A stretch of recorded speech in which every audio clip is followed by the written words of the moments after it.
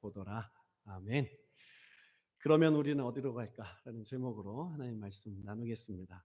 마가복음 이제 거의 마무리 단계에 다다랐는데요. 마가복음은 이렇게 시작합니다. 마가복음 1장 1절 하나님의 아들 예수 그리스도의 복음의 시작이다. 이렇게 마가는 이 복음서를 시작하게 되죠. 이후에 마가복음에 기록된 모든 내용들은 복음의 내용들이라고 할 수 있어요. 복음의 능력은 병을 고치고 눈을 뜨게 하고 죽은 자를 살리는 이 초자연적인 일들을 합니다. 이런 것들은 이 복음이라는 큰 카테고리 안에 있는 한 부분들이라고 할 수 있죠. 믿음 가지고 기도하며 살다 보면 이 복음서에 나와 있는 이 말씀들 붙들고 기도하면 그 역사가 실제 우리의 삶에 일어납니다. 하나님은 초월적이시고 그 초월적인 은혜를 믿고 기도하는 자에게 이루어 주시기를 원하십니다. 여러분 지금 우리 이 전 세계적으로 초월적인 하나님의 은혜가 필요해요. 우리가 하나님 앞에 그렇게 기도해야 될 때입니다. 주의할 것은 이런 초월적인 하나님의 은혜와 임재, 능력의 경험들은 각각에게 주어지는데 이것은 주관적이라는 거예요. 그래서 나에게 일어난 어떤 기적이 다른 사람들에게 똑같이 일어나지 않을 수 있습니다. 그래서 간증을 할 때는 상대방이 이 말을 듣고 나서 이것에 대해서 은혜를 받을 것인지 하나님에 대한 오해를 할 것인지 이것을 이해할지 못할지 잘 분별하면서 간증을 해야 돼요. 간증을 들으면서 아니 왜 저 사람은 저렇게 응답이 있고 삶의 간증이 있는데 내 삶에는 그런 간증이 일어나지 않을까 이렇게 하면서 하나님을 오해하게 될 상황이 있는 것이죠. 하나님은 여러분 각자의 인격과 영성과 상황을 이해하시고 여러분들에게 맞는 은혜들을 베풀어 주시는 분입니다. 하나님의 능력은 여러 가지예요. 교회 안에 여러분들 각자에게 주어진 은사도 여러 가지예요. 믿음의 색깔도 여러 가지죠. 이런 것들은 복음이 시작되면 곧 예수 그리스도를 믿으면 그 믿음이 시작되는 자들에게 나타나는 은혜의 각각의 부분들이에요. 세상에는 이렇게 부분적인 복음으로 기적을 경험한 사람들이 많습니다. 여러분들도 각자의 복음의 기적, 하나님 살아계신 어떤 은혜들이 여러분들 각자에게 소장되어 있는 은혜들이 있을 거예요. 그런데 여러분 아시겠지만 이런 부분적인 은혜를 경험해도 영적으로 성장하지 않을 수 있습니다. 그래서 신앙생활 하는 게 답답할 때가 있어요.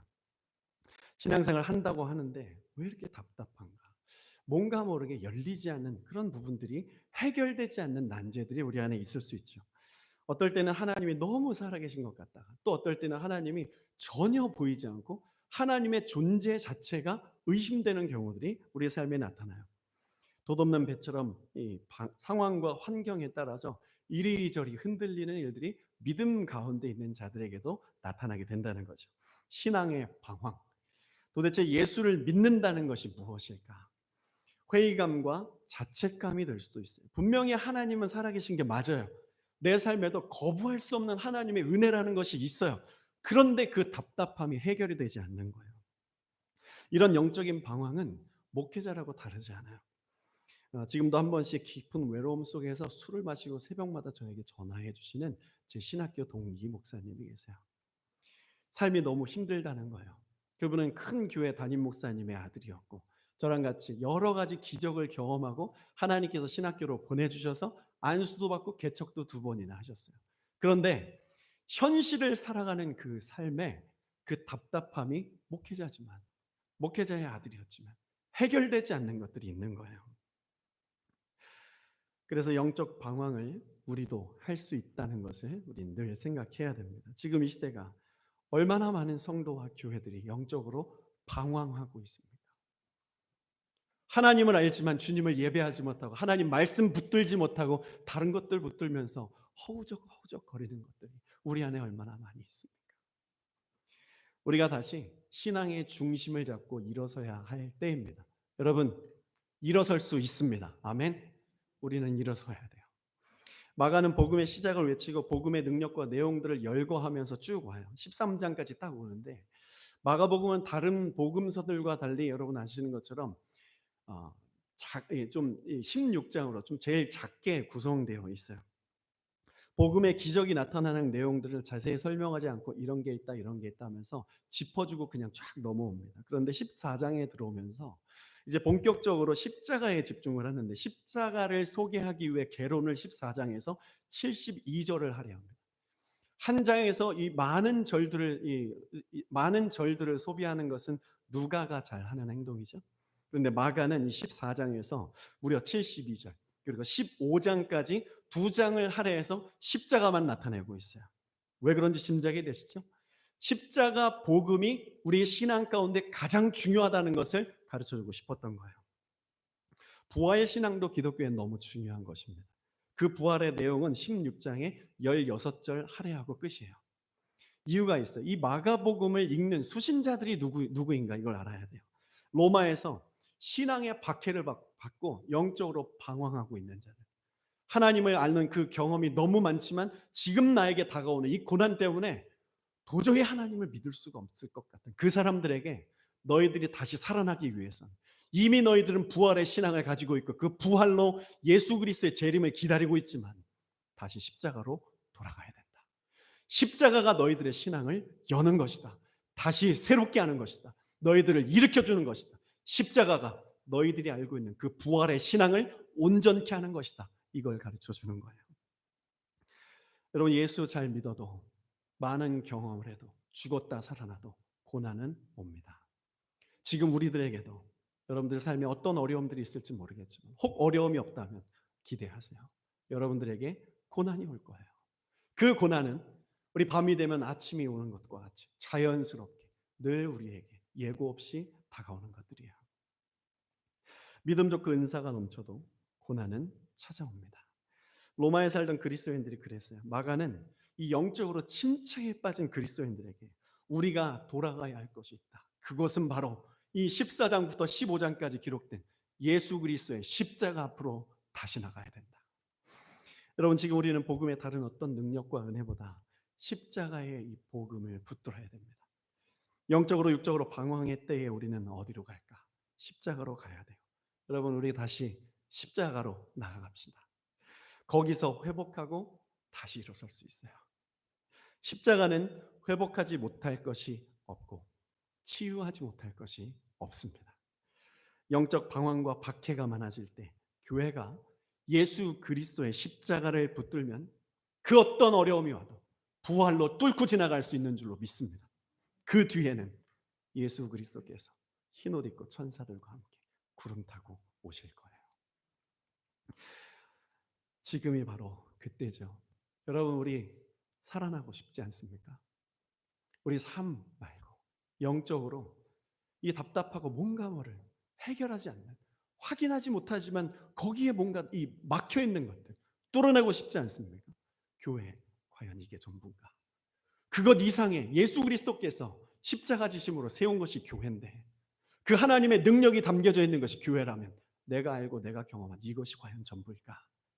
여러분 그 교회의 역전과 돌파와 그 교회 안에 담겨진 하나님의 사랑 우리 다시 경험할 수 있습니다. 창세기 1장 2절 4절 말씀 읽겠습니다. 땅이 혼돈하고 공허하며 흑암이 깊음 위에 있고 하나님의 영은 수면 위에 운행하시니라. 하나님이 이르시되 빛이 있으라 하시니 빛이 있었고 빛이 하나님 보시기에 좋았더라. 하나님이 빛과 어두움을 나누사. 예수 그리스도는 빛이에요. 우리가 혼돈과 공허함에 있을 때 땅이 흑암 가운데 있을 때 하나님께서 말씀으로 빛이 있으라 선포하신 이것이 바로 아들 예수 그리스도를 이 땅에 보내주신 거예요. 그 빛을 믿으면 십자가에서 나의 죄를 사하신 그 예수 그리스도의 그 속량을 믿으면 우리의 어두움은 빛으로 밝혀지게 되는 것이죠. 남성 성경공부를 하면서 이런 이야기를 나눴어요. 세상에는 여러 종류의 사역을 하는 교회들이 있다. 치유 사역, 예언 사역, 기도 사역, 구제 사역. 이런 사역들의 목적이 뭐냐? 이런 사역들의 목적은 하나님의 말씀, 그 복음이 제대로 선포되기 위한 도구다. 이렇게 말씀 전했어요. 진리의 말씀. 곧 빛 대신 예수 그리스도의 복음이 전파되기 위해서 주신 은사대로 각 교회가 사역을 하는 거죠. 치유와 예언과 방언의 사역. 이런 은사가 중심이 된 교회 공동체는 반드시 문제가 있습니다. 어려워져요. 은사가 중심이면 그 교회는 생명력이 길지 않아요. 우리 개인적인 신앙도 마찬가지예요.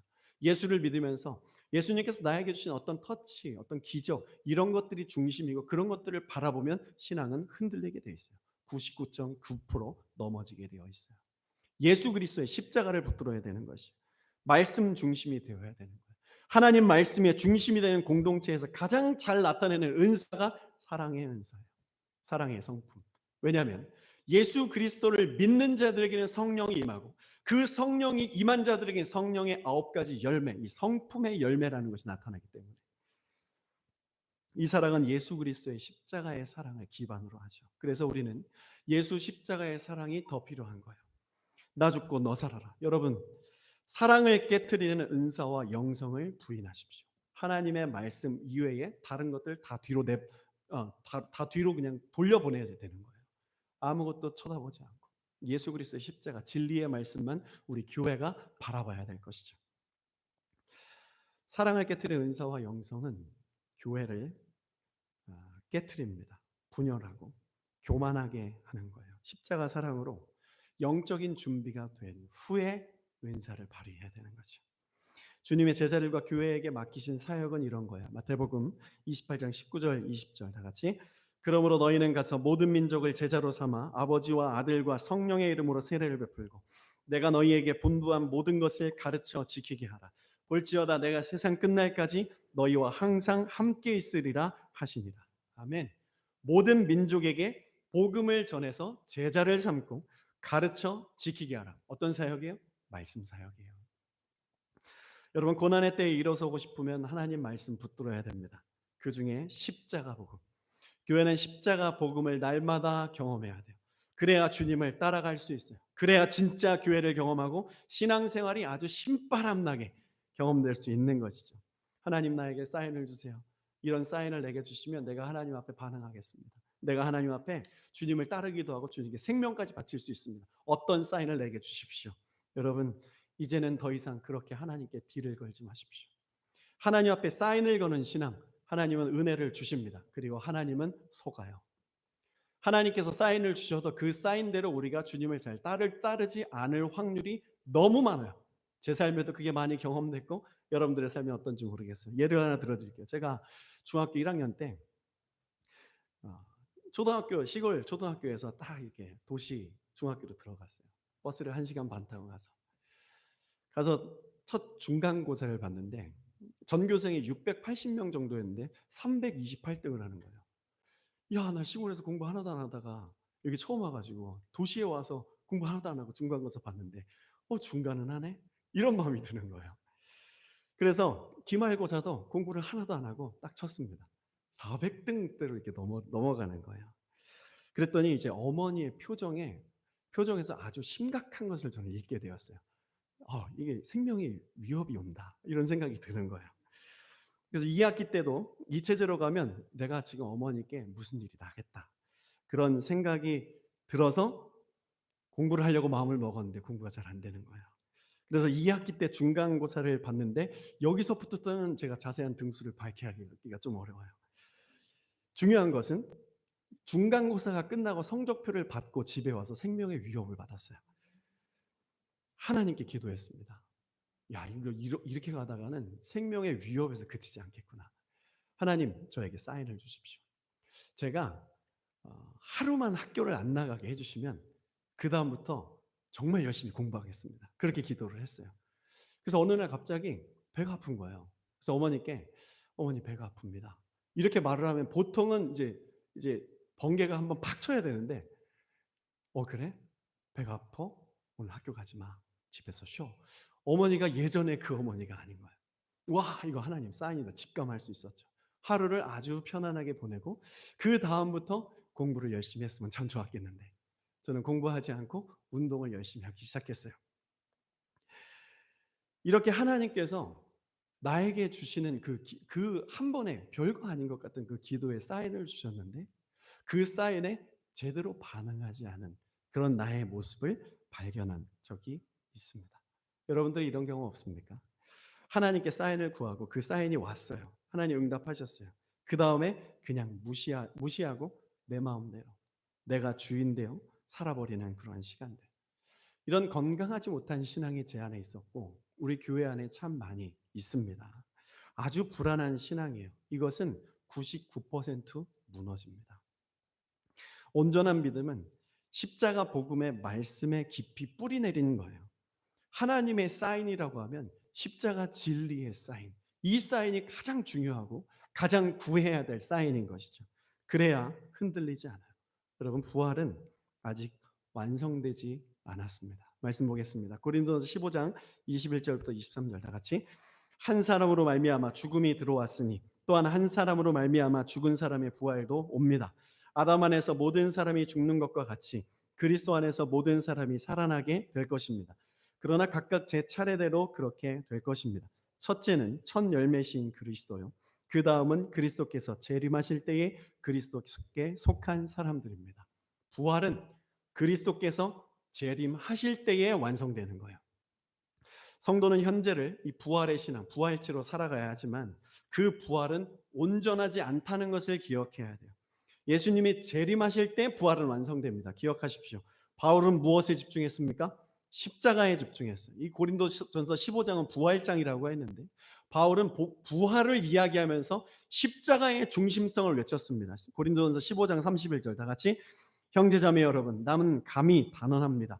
나는 날마다 죽습니다. 이것은 우리 주 예수 그리스도께서 여러분에게 하신 그 일로 내가 여러분을 자랑스럽게 여기는 만큼이나 확실한 것입니다. 우리 교회는 세상을 부활시키는 공동체예요. 세상을 살리는 것입니다. 그 세상을 살리기 위해서, 우리 가정을 살리기 위해서, 나를 살리기 위해서는 예수 그리스도의 십자가를 외쳐야 되는 거예요. 너는 부활할 수 있다. 너는 부활할 수 있다. 그것이 아니라 널 위해 십자가 예수 그리스도께 죽으셨다. 예수가 널 위해 죽으셨다. 그 십자가가 능력이다. 이걸 선포해야 부활을 경험할 수 있게 되는 거예요. 바울이 부활을 선포할 때 십자가를 중심으로 선포했고, 현재의 그리스도인은 나처럼 나는 날마다 죽습니다. 이렇게 외치면서 살아야 된다. 이것을 말하는 것이. 이게 영적인 원리예요. 여러분, 신앙 살아있는 것을 경험하고 싶다면 십자가로 달려가십시오. 삶이 살아나는 것을 경험하고 싶어도 십자가 붙들면 살아나요. 예수 십자가는 하나님께서 디자인하신 그 아름다운 아담과 하와의 그 에덴의 영성을 회복하는 거예요. 말씀 보겠습니다. 창세기 1장 28절 29절 다 같이. 하나님이 그들에게 복을 베푸셨다. 하나님이 그들에게 말씀하시기를 생육하고 번성하여 땅에 충만하여라. 땅을 정복하여라. 바다의 물고기와 공중의 새와 땅 위에서 살아 움직이는 모든 생물을 다스려라 하셨다. 하나님이 말씀하시기를 내가 온 땅 위에 있는 씨 맺는 모든 채소와 씨 있는 열매를 맺는 모든 나무를 너희에게 준다. 이것들이 너희의 먹거리가 될 것이다. 아멘. 예수 그리스도의 십자가를 붙들면 여러분들은 생육하고 번성하게 될 것입니다. 세상을 먹이고 입히게 될 것이에요. 우리들을 통하여서 세상이 변화되게 될 것이죠. 제자들도 십자가를 제대로 붙들지 않아서 3년 동안 예수님 따라다니면서 얼마나 많은 은혜와 능력과 기적을 경험했어요. 그런데 그들은 결국 실패했어요. 왜냐하면 예수님이 이전에 계속 말씀하셨던 십자가 붙들어야 된다. 나는 죽는다. 이 진리의 말씀은 들리지 않는 거예요. 관심이 없는 거예요. 그래서 그걸 붙들지 않았어요. 십자가는 나를 불편하기 때문에. 예수를 붙드는 신앙을 가져야 되는데 십자가 예수님 죽으면 내가 이 모든 짐을 감당해야 되잖아. 그런 것들 때문에 책임지려 하지 않고 그냥 주님 나에게 은혜만 주세요. 은혜만 주세요. 주님이 주시는 그 열매만 따먹으면서 살고 싶었어요. 그러나 예수님은 교회를, 성도를, 제자를 그렇게만 만들지 않으셨어요. 하나님의 은혜를 받았으면 그 은혜 나눠야 된다. 너희들은 나보다 더 많은 사역을 해야 된다. 너희들은 나보다 더 큰 사역을 할 것이다. 지금 우리가 그렇잖아요. 예수님 팔레스타인을 중심으로 거기에서 사역하셨어요. 우리는 한국에서 캐나다로, 캐나다에서 세네갈로, 세네갈에서 카자흐스탄으로 여러 열방을 누비면서 예수님보다 더 왕성한 활동량을 가지고 선교를 감당하고 있잖아요. 주님의 말씀은 이렇게 실현되고 있는 것이죠. 십자가가 결국 나를 살리는 거예요. 십자가 없이 가면 신앙도 삶도 성장과 열매를 경험할 수 없습니다. 예를 들면 누군가가 내 마음에 들고 좋을 때는 사랑하고 축복하고 격려할 수 있어요. 근데 그 사람이 싫을 때도 사랑해야 되는 게 십자가 정신이에요. 부부관계, 특별히 부모 자녀 관계, 교회 관계, 직장 관계. 화날 때 사랑으로 그 화를 누르는 것. 이 화를 십자가에 못 박고 난 화나지 않았다라고 부인해 버리는 것. 이게 십자가의 정신이에요. 내가 여기서 죽자. 화나면 내가 주인 되고 싶잖아요. 그 마음을 내려놓는 거예요. 너무 치명적이고 치욕적이고 수치스러울 수 있어요. 이 화를 내지 않는 것이 수치스러울 수 있어요. 제일 하기 싫은 것들. 그러면서 하나님께 기도하죠. 하나님, 다른 건 몰라도 이거는 내가 화를 내야겠습니다. 이건 아니지 않습니까? 하는 그것들. 그걸 십자가에 못 박는 거예요. 예수님이 십자가에 그걸 못 박는 거예요. 내가 왕인데, 내가 하나님인데 이건 아니지 않습니까? 그 몸을 십자가에 못 박은 것처럼. 십자가가 결여된 기독교. 여러분, 우리는 십자가로 돌아가야 됩니다. 첫 번째 기도할 것은 목회자가 십자가로 나아갈 수 있기를 전적으로 기도해야 돼요. 지난 금요 기도회 얼마나 은혜가 컸습니까? 노승환 목사님 오셔서 말씀 전해주시고 많은 성도님들이 방문해 주셨어요. 그 은혜 가운데 저는 들어갈 수 없을 뻔했습니다. 그 전에 이제 교회를 가려고 준비하는데 그 하루에 제 마음에 엄청난 시험이 있었어요. 저희 아내와 제 사이에서 사탄의 속삭임이 있었어요. 5시 반 거의 넘어갈 뻔했습니다. 넘어가면 안 돼, 안 돼 하면서도 입에서 갑자기 막 이상한 것들이 막 나오기 시작하는 거예요. 그래서 제가 마음이 조금 삐졌어요. 그래서 바깥으로 뛰쳐나갔어요. 신발 신고 바깥으로 나가는데 아내가 말하는 거예요. 그 마음으로 교회 가서 예배 드릴 거예요? 제 마음에는 의의가 있어요. 내가 잘못하지 않은 거라는 생각이 있어요. 이건 아니지 않은가라는 생각이 있어요. 근데 그 거룩한 말을 하는 사람이 내가 돼야 되는데 그 사람이 나에게 말을 해주는 거예요. 뒤에서 그 말을 듣고 화가 막 나다가 하늘을 바라보고 기도하는 거예요. 하나님, 내가 도대체 뭡니까? 야, 이 마음 가지고 가짜로 예배 드릴 뻔했습니다. 억지로 십자가를 10번 부르고 주님 도와주십시오. 도와주십시오. 입에 스마일을 장착하고 갑시다 하고 그러고 예배 와서 참석했어요. 그러니 하나님께서 정말 큰 은혜를 주시더라고요. 아내와 함께 회개하고 용서하고 축복하고 격려하고 교회로 가는 그 삶은 내가 북한에 가서 선교를 감당하는 것보다 어렵더라고요.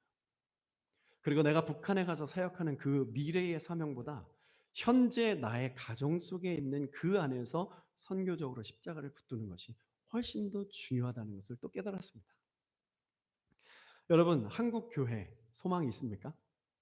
소망이 있습니다. 왜냐하면 예수 십자가를 그 어느 나라 어느 민족보다 사랑해요. 마가복음에서 예수에 대해 가장 자세하게 소개하고 싶은 것은 그가 하나님의 아들이라는 개념이에요. 마가복음 1장 11절. 하늘로부터 소리가 나기를 너는 내 사랑하는 아들이라 내가 너를 기뻐하노라 하시니라. 마가복음 15장 39절 다 같이. 예수를 향하여 섰던 백부장이 그렇게 숨지심을 보고 이르되 이 사람은 진실로 하나님의 아들이었도다 하더라. 복음이 전해졌는데 십자가 앞에서 예수가 하나님의 아들이라는 이 고백을 생뚱맞은 사람이 하는 거예요. 로마 백부장. 예수를 이전에 한 번도 알지 못했고 따라보지도 못했고 기적을 경험해 보지도 못했고 그냥 예수를 십자가에 못 박으라 그렇게 처형했고 그렇게 결정한 무리들 속에 있었던 사람이 저 사람이 하나님의 아들이었다. 그 가운데 예수님을 따르던 추종하던 많은 사람들은 어디 있었습니까? 다 도망쳤어요. 기본적으로 메시아를 수천 년간 기다렸던 유대인들이 이 고백을 하는 게 맞죠. 근데 한 번도 예수를 믿지 않았던 로마 백부장이 이 고백을 하는 거예요. 예수님이 십자가를 지시는 과정을 이렇게 지켜보니까 이 백부장이 이게 정말 말로 표현할 수 없는 영적인 감화력이라는 것이 있는 거예요. 예수에게 뭔가 있다는 것이 느껴진 거죠. 그거 아십니까, 여러분? 이 한국 교회가 바로 이 백부장과 같은 존재예요. 대한민국에 선교사를 파송했던 영국과 캐나다, 이 유럽의 기독교는 모양만 남았어요. 교회라고 간판이 붙어 있지만 그 교회들의 예수가 없습니다. 사람의 말과 이성과 그럴듯한 구제와 합리성, 사람들에게 설득될 만한 복음의 그럴듯한 말들만 남아 있어요. 그 안에서 복음을 찾아보라면, 굳이 찾아보라면 그 교회 안에 달려져 있는 이전에 교회에서 불쏘시개로 사역했던 영정사진들, 이 정도로 이해하면 틀리지 않아요. 유럽과 북미의 교회들. 그런데 100여 년 전에 로마 백부장처럼 전혀 예수님과 관계가 없었던 이 대한민국의 복음이 전달된 이후에 예수가 하나님의 아들이라는 복음이 열방에 전해졌습니다. 한국 교회 그래서 소망이 있습니다. 성경과 교회에 대한 지식과 경험이 많은 사람들보다 말씀 한 절 붙들고 그것을 내 삶에 어떻게 적용할 수 있을까 씨름하는 그 한 사람을 통해서 주님은 일하세요. 지금 이때 우리가 로마 백부장처럼 참 부족하지만 예수 그리스도를 바라보고 예수를 그렇게 선포하는 삶을 살아가기를 축복합니다. 2주 전에 금요 기도회 때 우리 유은정 자매가 그렇게 간증했어요. 교회도 싫어하고 예수도 싫어했던 젊은 날들. 근데 언니의 권유로 교회를 그냥 한번 갔는데 예배를 드리다 보니까 뭔진 모르겠지만 뭔가 있다. 그걸 경험하고 한 주씩 한 주씩 예배로 나아가면서 나의 삶은 180도 바꿔버렸다. 그리고 예수를 나의 구주로 영접해 버렸다. 복음은 이렇게 능력이 있는 거예요. 받아들이면 역사는 일어나게 되어 있어요. 사랑하는 여러분, 도전합니다. 십자가 붙들고 인생 역전을 이루십시오. 새로운 인생을 살아가세요. 헛된 것들, 감정 소비, 시간 낭비하지 마시고 예수 십자가 붙들고 오롯이 저 천국 바라보면서 표대를 향하여 달려가시기를 소원합니다. 우리 그렇게 함께 달려갑시다. 나는 죽고 예수로 사십시오. 그렇게 고백하면서 우리 주님의 영광이 우리 삶에 좀 나타나기를 소원해요. 그러기 위해 필요한 것이 예수 그리스도를 바라봐야 된다. 이 말은 나에게 복음의 메시지가 날마다 필요하다는 거예요. 사람은 메시지를 통해서 살게 돼 있어요. 게임 메시지를 받으면 게임처럼 살아요. 그래서 난폭해지고 폭력적이 됩니다. 게임 장르는 거의 전쟁이잖아요. 그 전쟁을 내가 메시지를 계속 받다 보면 내 마음은 전쟁터. 나는 군사가 되어서 누군가는 내가 죽여야 된다. 이런 마음이 장착되어는 거예요. 돈의 메시지를 받으면 늘 돈돈돈 하며 살아가는 거예요. 맨날 거울만 보고 살면 맨날 나나나하며 살아가는 거예요. 그런데 예수 그리스도 예수의 복음 하며 살다가 보면 우리는 하나님 나라 백성이 되어가는 것이죠. 로마 백부장은 십자가에 달리는 예수님의 태도를 봤어요. 불의에 타협하지 않고 죄가 없는데 거기에 대응하지 않고 변호사 부르지 않고 자신이 죽어버리는 거예요. 왜 죽을까? 왜 황변하지 않을까? 저 약함 속에 뭔가 모를 강함이 있다는 것을 발견하게 된 것이죠. 말씀의 역사예요. 여러분 예수를 만나면 선포하지 않을 수 없습니다.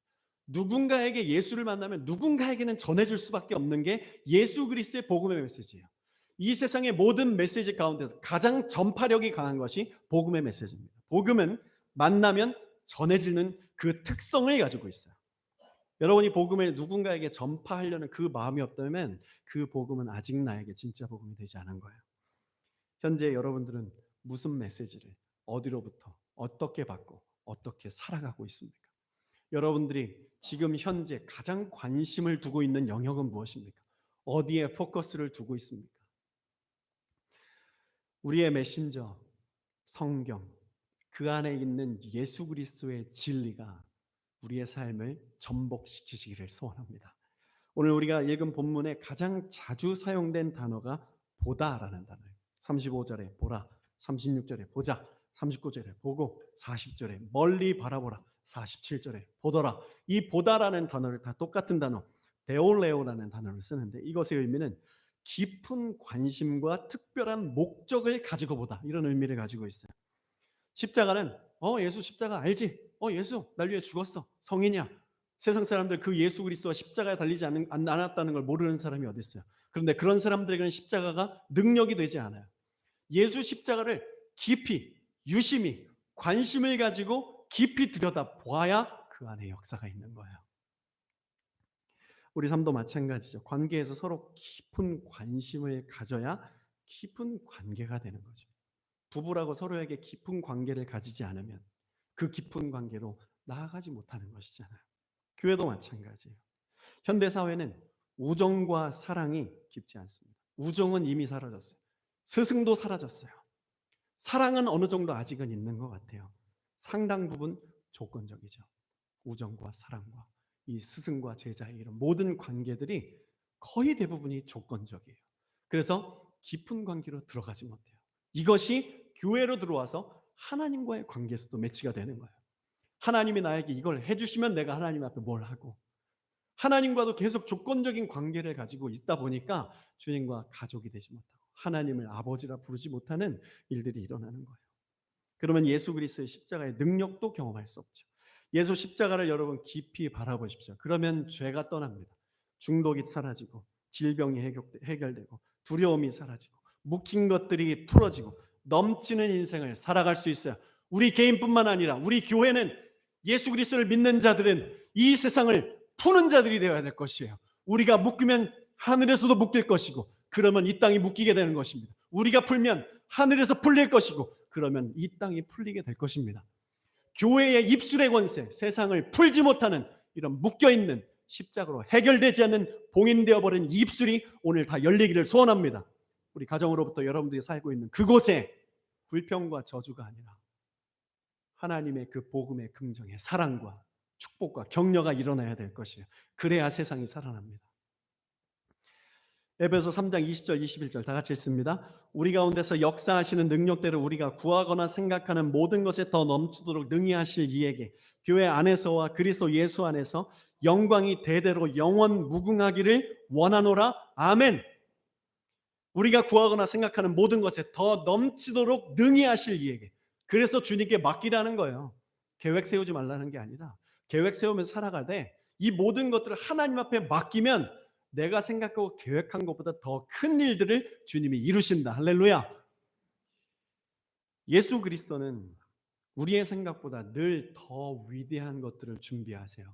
물이 변하여 포도주 되게 하셔서 가나 혼인잔치를 성대한 잔치로 베풀게 하신 예수 그리스도. 마가복음 15장 38절 읽읍시다.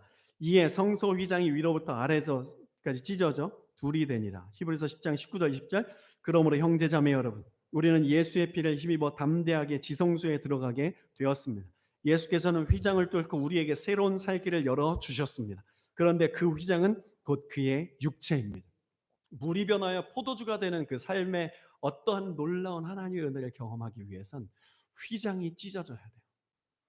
예수님은 자신의 피로 하나님과 인간 사이에 막힌 장벽을 찢으셨어요. 이게 휘장이 찢으셨다라는 단어예요. 히브리서 기자는 그분의 육체로 우리의 새로운 살 길이 열렸다 선포하죠. 이 살 길이 열렸다라고 표현하는 이 역사, 이 작업은 어디서 일어나냐면 예배 장소에서 일어나는 거예요. 예수님은 십자가에서 이 성전의 휘장을 찢으셨습니다. 그 말은 예수 그리스도의 십자가를 붙들고 예배를 드리는 자의 삶은 찢어진다는 거예요.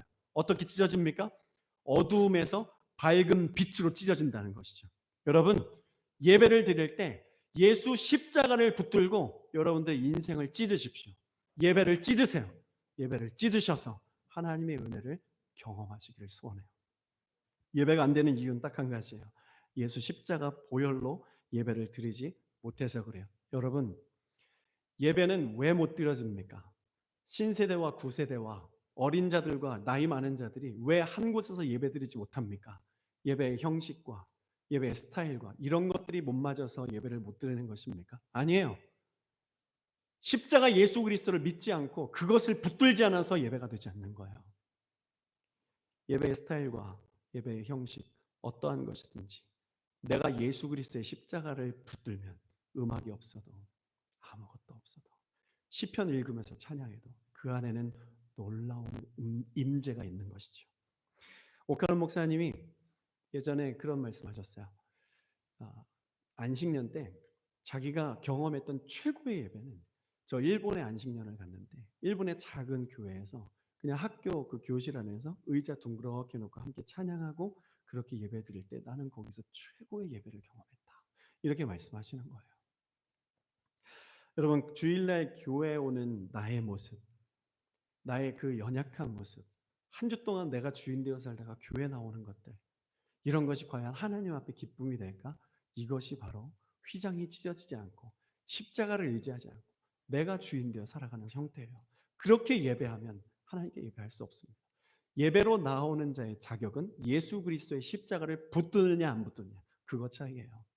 바로 좀 전에 죄를 지었어도, 바로 좀 전에 화를 내었어도, 바로 좀 전에 하나님의 영광이 되지 못하는 일들을 감당했어도 예수 십자가 붙들고 하나님 앞에 나오면 주님은 안아주십니다.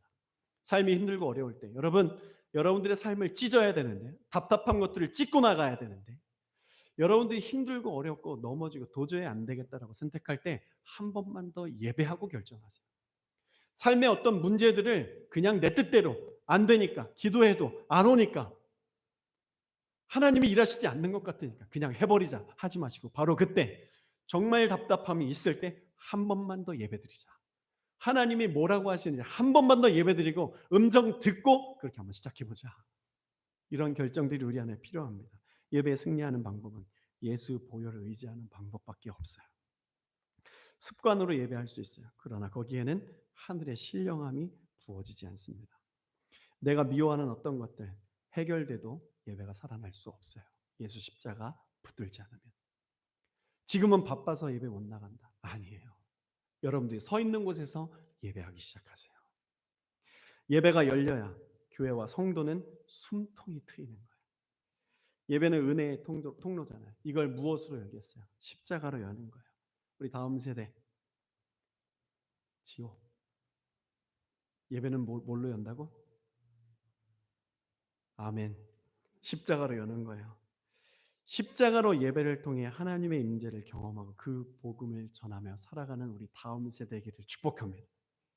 그것이 교회와 성도의 본분이고 우리가 나아가야 방향이에요. 이것으로 세상은 교회를 감당하지 못하는 믿음의 사람이다라고 하는 것이죠. 십자가 예수 복음은 이것만 전할게요. 누구를 통해 전달됩니까? 탁월한 인간적 어떤 준비가 된 사람이 십자가를 전하는 게 아니에요. 한국 교회는 공부 열심히 하고 돈 많이 벌어서 세상에 영향력 있는 사람이 되어라 라는 이 귀신 같은 구호가 신앙의 우선순위를 나 첫 번째, 하나님 두 번째로 바꿔버렸어요. 여러분, 그거 아닙니다. 먼저 그의 나라와 의를 구할 때, 할렐루야. 먼저 그의 나라와 의를 구할 때 주님이 지혜도 주시고 지식도 주시고 재물도 주시고 건강도 주시는 거예요. 우리가 여기서 순서를 바꿔야 돼요. 세상에 나가서 영향력 끼치면 뭐 할 건데요? 이력서에만 기독교라고 쓰지. 그 좋은 회사, 좋은 곳에 나아가서 뭐 할 건데요, 우리가? 교회에서 선포되는 메시지가 너 세상에 나가서 잘 되라. 이러면 소망이 없는 거예요. 그 소망 없는 길을 우리가 수십 년 달려왔잖아요. 이제는 바뀌어져야 될 것입니다. 예수 십자가 앞에서 두 부류의 신앙이 보여져요. 공부 열심히 하고 돈 많이 벌어서 세상적인 권력과 힘을 얻은 모태 신앙인들, 유대인들, 바리새인들, 서기관들, 종교 지도자들, 그들은 예수를 십자가로 내몰았어요. 한편에는 힘없는 여인들이 십자가 예수를 그 앞에서 아무것도 할 수 없음이 너무 미안하고 죄송하지만 그래도 내가 할 수 있는 것은 저 십자가 앞에서 주님과 함께하는 것이다. 저 십자가를 깊이 바라보는 것이다.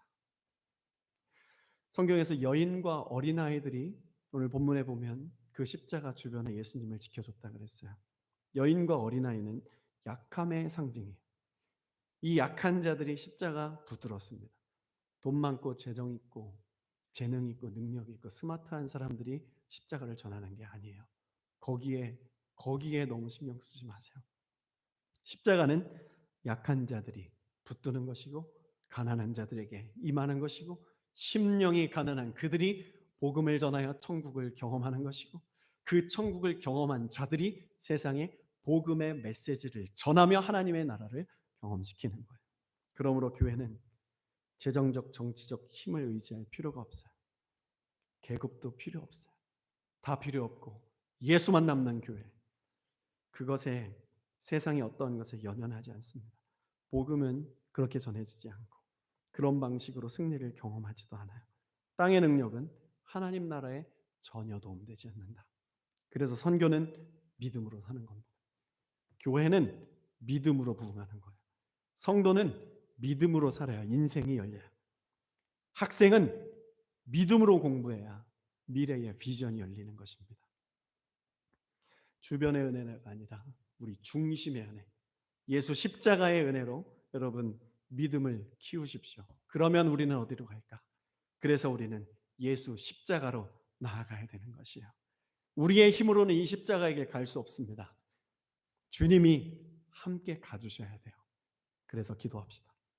그러니 회개하고 그러므로 성령을 구해 나갑시다. 하나님이 우리와 그 십자가를 함께 지어 주실 거예요.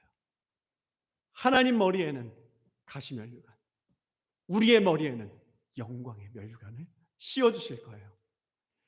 우리 다 같이 일어나서 찬양합시다.